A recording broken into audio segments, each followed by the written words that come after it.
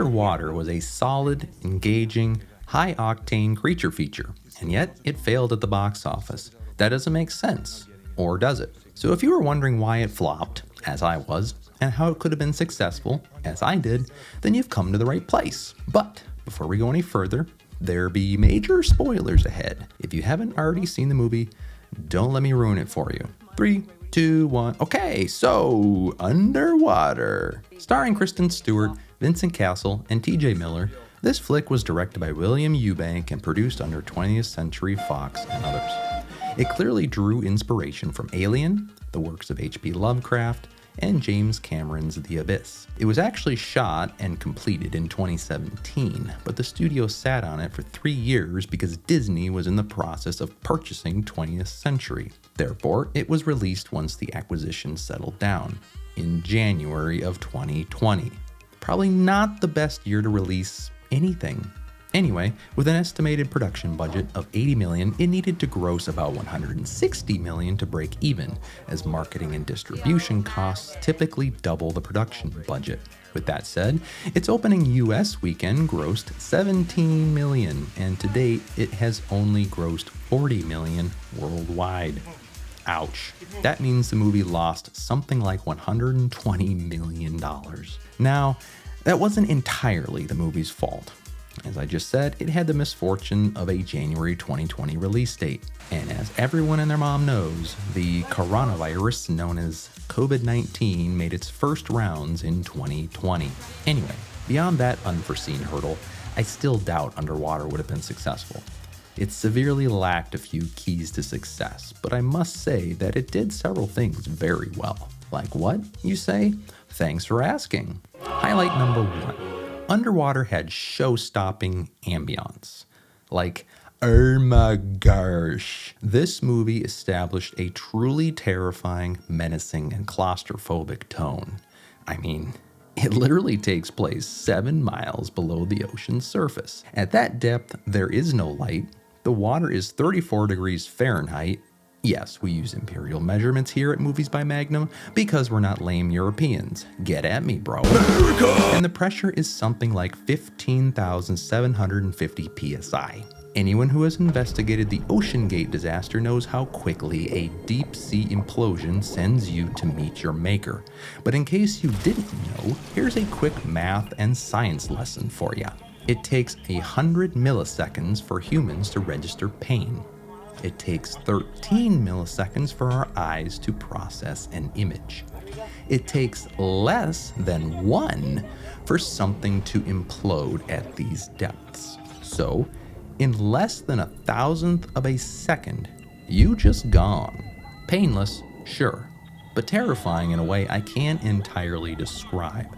With that in mind, the opening scene of Underwater, as cool as it was, lacked scientific accuracy. Here's how the movie should have gone had it been scientifically accurate.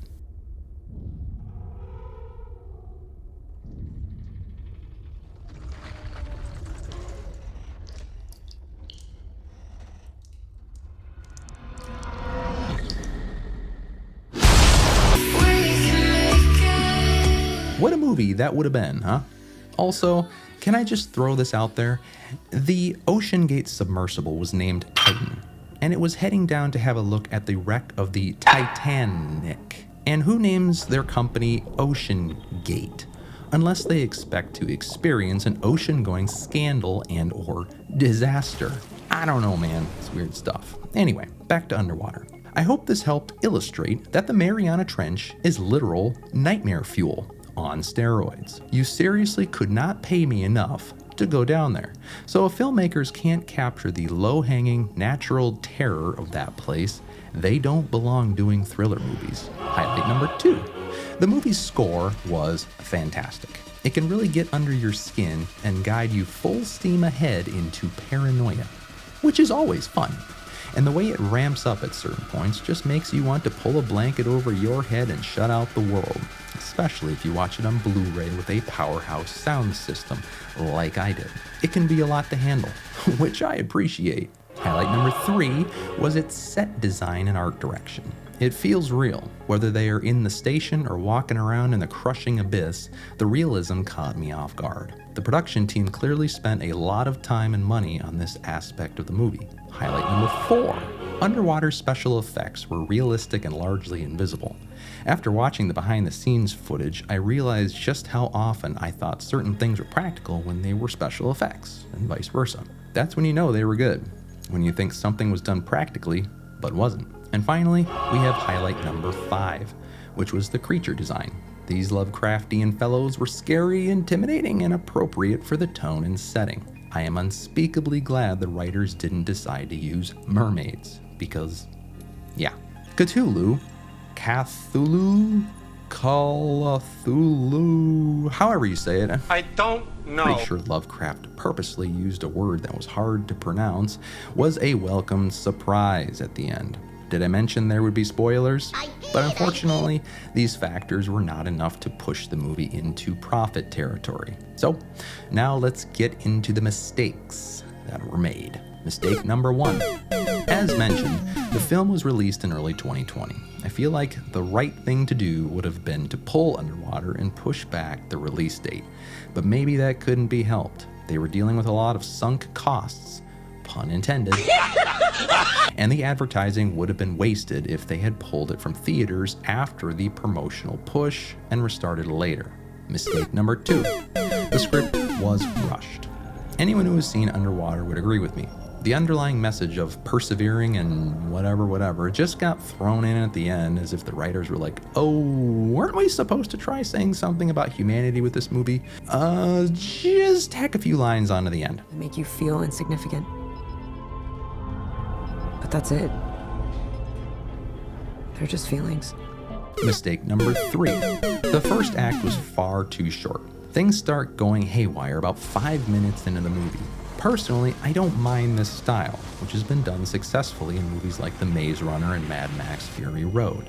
But failing to establish the characters before the action kicks off means the audience isn't going to care what happens to them and is therefore not going to be as into the story.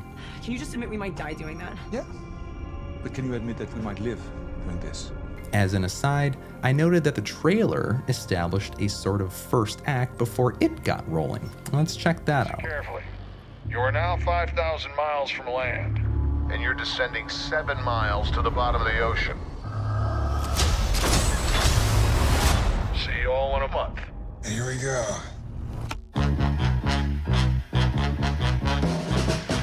All right, we're gonna do this. Let's do this.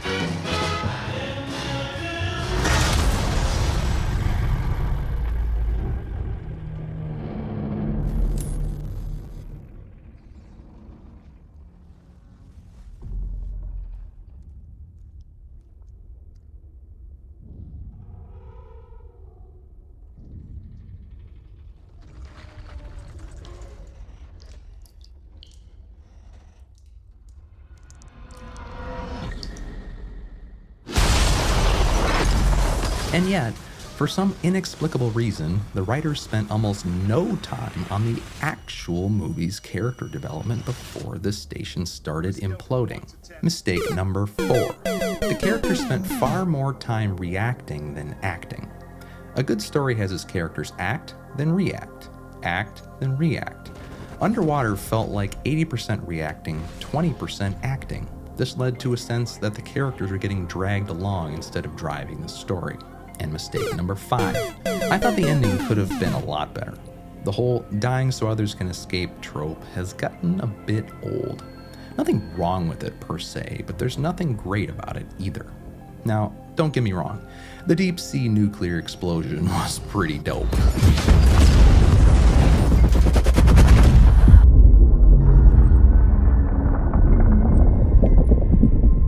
And it successfully put Cthulhu back to sleep. Yay! But it just didn't have a lot of emotional impact. Now, how could this movie have been successful? Here are my thoughts. Fix number 1. Underwater should have had a more complete and well-rounded first act, as I mentioned. For a movie that borrowed so much from Alien, Underwater certainly did not take Alien's cue on a methodical, character-building lead-up to where the extra steamy manure hits the industrial strength fan. This section could have been plenty long without boring the audience, as the extreme environment already provided megatons of tension. This leads into possibly the biggest reason the film missed the mark. Fix number 2. So, the characters did not cause their own problem. What do I mean by that? Well, think about it. In this sort of movie, where something monstrous is unleashed and the protagonists are trapped and forced to deal with it, the protagonists are typically the ones who unleashed it in the first place, accidentally or otherwise. Ideally, I feel like the characters should have ventured outside to perform routine maintenance, somewhere between the 15 and 40% mark, and maybe they got greedy and drilled further than they were supposed to and awakened Cthulhu. Then they would have spent the rest of the story trying to make things right. That's a bit cliche, but it's a cliche that audiences recognize and enjoy. Fix number 3. There was minimal character-on-character conflict. The best and most engaging movies have people in constant, believable conflict with one another. Underwater was pretty light in this area. Person-on-creature conflict is cool, but wears off pretty quickly because it's all physical danger. Emotional issues don't factor in beyond fear. And fix number 4. Underwater would have done itself a lot of favors if it had built up to a twist ending and had old Nora overcome some sort of tangible issue in her past before she could defeat the beast. There were hints of this, but we never learned what event nagged at her and drove her to take a job in such an unforgiving environment. But those are just my thoughts. In conclusion, I need to reiterate that I very much enjoyed this movie. It's unfortunate that they couldn't have spent more time on the script and fleshed out a better story and ending. It had everything else covered and they put so much effort into it. I mean, Kristen shaved her head for the role, and those 140-pound suits were absolutely bomb. Maybe someday we'll see a military thriller movie in the deep ocean, perhaps based on the novel Deep Marine, which I highly recommend, by the way. It's absolutely nuts and has ex-military folks training in 12,000 feet of water and organizing an under-the-table assault on a deep-sea mining station. Link in the description. The ebook is only 99 cents. Basically, the deal of the century. And no, I was not paid to give it a shout out. It's just that good. Anyway, until next time, this is Miles Magnum. Thanks for watching.